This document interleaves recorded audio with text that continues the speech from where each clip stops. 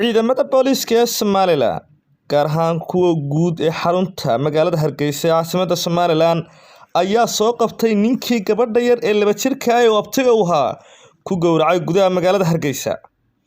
Warbixin qoraal oo xalay xilli dambe ay soo saareen ciidamada booliiska ee Somaliland ayay ku sheegeen inay gacanta ku soo dhigeen nin gabadh yar oo abti u ahaa ku gowracay xaafadda Sheikh Nuur ee magaalada Hargeysa.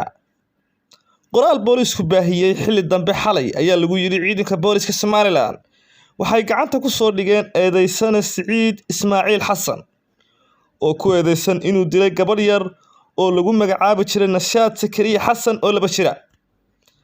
Faahfaahin buuxda lagama helin ilaa iyo hadda. Booliiskuna kamay soo saarin sababta keentay in gabadha yar oo la sheegay inay aad u da'yarayd la dilo oo uu dilo abtigeed.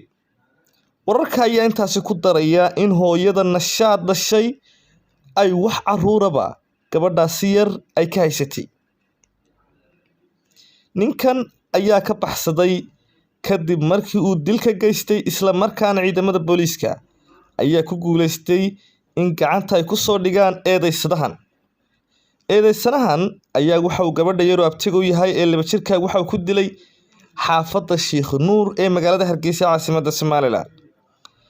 Dhinaca kale, ninkan ayaa lagu magacaabaa Siciid Ismaaciil Xasan oo ku eedeysan inuu dilay gabadh yar oo la yiraahdo Nashaad oo 2 jir ah. Nashaad Sakariya Xasan. Haddaba ilaa iyo hadda shacabka magaalada Hargeysa caasimadda Somaliland ayaa isweydiinaya in ilaa iyo hadda aan la garanayn sababta ku kaliftay inuu gabadhaasi yar u gowraco.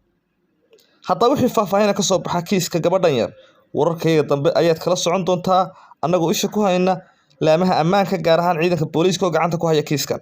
Ha yeeshee daawada, si aad noola socoto mar kasta, fadlan rukumo oo subscribe saar channelkan, muuqaalkana like garee.